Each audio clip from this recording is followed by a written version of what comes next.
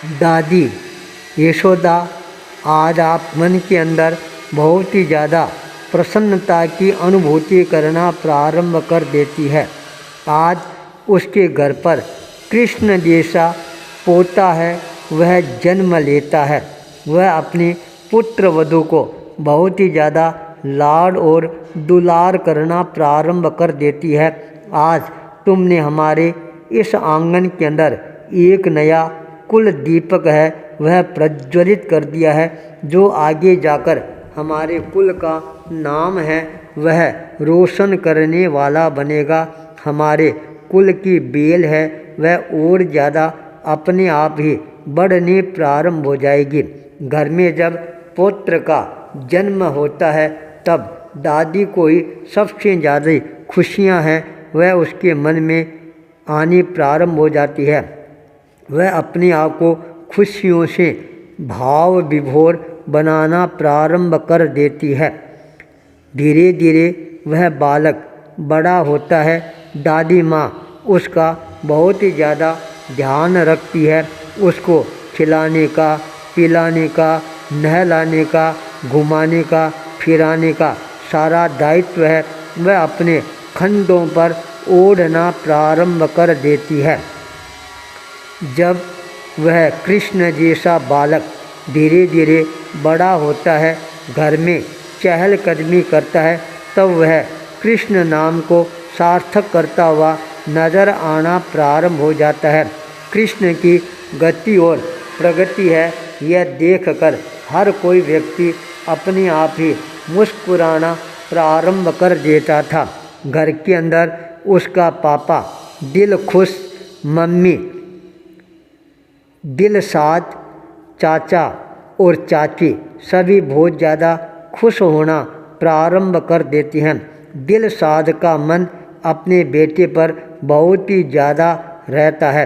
जब बालक थोड़ा बड़ा हो जाता है तब दिल साध के मन में विचार आता है, अब मैं अपने बेटे को स्कूल की ओर पढ़ाई के लिए रवाना करूँगी तो ये बालक बुद्धिमान बालक बन जाएगा। दिल साध ने अपने मन की बात अपने पति और देवर के सामने प्रस्तुत की। सब ने एक स्वर के अंदर उसकी बात को सार्थक सिद्ध करने के लिए तत्काल अपने लाडले बेटे कृष्ण का स्कूल के अंदर दाखिला करवाने का भी मन बनाना प्रारंभ कर देती हैं। और एक दिन वह भी आता है जब वह स्कूल के लिए पढ़ाई के लिए जाने के लिए तैयार होना प्रारंभ कर देता है। सभी लोगों ने उसको स्कूल भेजने के लिए तैयारियां करनी प्रारंभ की। इस कृष्ण को स्कूल है वह छोड़कर कौन आएगा। सबका ध्यान यशोदा दादी पर केंद्रित होना प्रारंभ हो जाता है और सब ने कहा यह तो दादी का लाडेसर है, इसलिए दादी ही इसको सुबह स्कूल पहुंचाने के लिए साथ में लेकर जाएगी। सायंकाल जब छुट्टी होगी तब यह उसी को लेकर वापस अपने घर पर आएगी। दादी माँ यह बात सुनकर बहुत ज़्यादा खुश हो जाती है और अपने पोते के मस्तक पर आशीर्वाद रूपी हाथ है वह फिराना प्रारंभ कर देती है। तत्काल वह अपने पोते को लेकर स्कूल की तरफ रवाना हो जाती है। स्कूल में जाकर अध्यापक महोदय से मिलकर अपने पोते को स्कूल में भर्ती करने के लिए निवेदन प्रस्तुत करती है। दादी माँ का साथ पोते के मन के अंदर और ज़्यादा विश्वास जागृत करने वाला बनता जा रहा था। अध्यापक महोदय भी कृष्ण को अपने स्कूल के अंदर स्थान प्रदान करवा देते हैं। प्रतिदिन यह क्रम हमेशा ही चलता रहता है।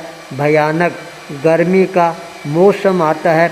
दादी माँ की अवस्था है वह धीरे धीरे क्षीण होती जा रही थी। उस समय कृष्ण मन में विचार करना प्रारंभ कर देता है, देखो दादी माँ को कितना कष्ट होता है जो मेरे को स्कूल छोड़ने के लिए इस महाभयानक गर्मी के दौर में भी आती है और वापस गर्मी के थपेड़ों में मेरे को स्कूल से घर पर लेकर आती है। क्या ये दादी माँ के साथ के अंदर न्याय हो रहा है? नहीं, ये तो बहुत बड़ा अन्याय हो रहा है। अब मेरे को इस अन्याय का डटकर मुकाबला करना प्रारंभ कर देना चाहिए। प्रातःकाल जब स्कूल जाने का समय होता है, दिलशाद उसको तैयार कर देती है, पर वह कृष्ण तत्काल बोल पड़ता है, मैं इस बुढ़िया के साथ के अंदर कभी भी स्कूल नहीं जाऊंगा। अचानक यह शब्द सुनकर सारे पारिवारिक जन है आश्चर्यचकित रह जाती हैं। यह कृष्ण आज अपनी दादी माँ के लिए क्या बोल रहा है? दादी माँ को बुढ़िया बोल रहा है। बालक सबकी ओर देखना प्रारंभ कर देता है और कहता है, हाँ, इस बुढ़िया के साथ तो मैं हरगिज भी स्कूल नहीं जाऊंगा, नहीं जाऊंगा, नहीं जाऊंगा। मैं जब स्कूल जाता हूँ तब सारे बच्चे लोग हैं मेरी मखौल उड़ाना प्रारंभ कर देते हैं। देखो यह बुढ़िया इसको लेकर स्कूल के अंदर आती है, बुढ़िया मर जाएगी तो इसका क्या हाल होगा। इस तरह से मेरी मजाक उड़ाती हैं, इसलिए मैं इस बुढ़िया के साथ के अंदर कभी भी स्कूल नहीं जाऊंगा। कृष्ण जिद करके बैठ जाता है। दिलशाद ने उसको समझाते हुए कहा, अरे बेटा, हम तेरी दादी को तेरे साथ में जाने के लिए नहीं कहते हैं, ये तो स्वयं अपने मन से ही तेरे को स्कूल पहुंचाने के लिए और लाने के लिए जाती है। पर कृष्ण के मन के अंदर संतोष नहीं होता है। आखिर के अंदर यह फैसला किया गया, आज से चाचा है वह प्रतिदिन कृष्ण को स्कूल छोड़कर आएगा और स्कूल से लेकर आएगा। सायंकाल का समय कृष्ण स्कूल से आता है, ऊपर छत पर चला जाता है। दिलशाद अपने लाडले को आवाज़ लगाती है, पर लाडला ऊपर से नीचे आने का नाम नहीं लेता है। तब दिलशाद उसके लिए भोजन लेकर छत पर पहुंच जाती है। जब पेड़ियाँ चढ़ती है, अंतिम पेड़ी पर चढ़ती है, उस समय उसके कानों में आवाज़ है वह थोड़ी थोड़ी गुंजायमान होनी प्रारंभ होती है। सोचती है, अरे ऊपर कौन बोल रहा है। उसने एक आंख बाहर निकालकर देखने का प्रयास किया। कृष्ण है अपनी दादी माँ के गोद के अंदर छुपा हुआ है और कह रहा है, दादी माँ देख, मैंने तेरे लिए झूठ बोला है। मेरे को पता है तुम बूढ़ी हो गई है, तेरे पैरों के अंदर भी महाभयानक दर्द रहता है, फिर भी तुम मेरे को स्कूल लेकर आती है, जाती है। मैंने देखा अब तेरे को सुख और शांति मिलनी चाहिए, इसलिए मैंने झूठ बोला, इस बुढ़िया के साथ मैं स्कूल नहीं जाऊंगा। बच्चे लोग हैं मेरी मजाक उड़ा रहे हैं। यह बात सुनते ही दिलशाद की आंखें हैं वह अपने आप ही खुलनी प्रारंभ हो जाती है। बच्चा छोटा है पर इसकी बुद्धि है वह कितनी ऊंची है, कितनी बड़ी है। अपनी दादी माँ का दुख और दर्द है यह समझने में अपने आप को सफल बनाता जा रहा है। मैंने इसके साथ के अंदर न्याय नहीं अन्याय किया है। अरे दादी माँ जो मेरे लिए सासू के बराबर है, इसको सुख देना मेरा दायित्व और कर्तव्य बनता है, पर मैंने अपने दायित्व और कर्तव्य का फर्ज है वह अदा नहीं किया है। इस कृष्ण ने अपने पोते होने का दायित्व है, उसका फर्ज है वह अवश्य ही अदा किया है।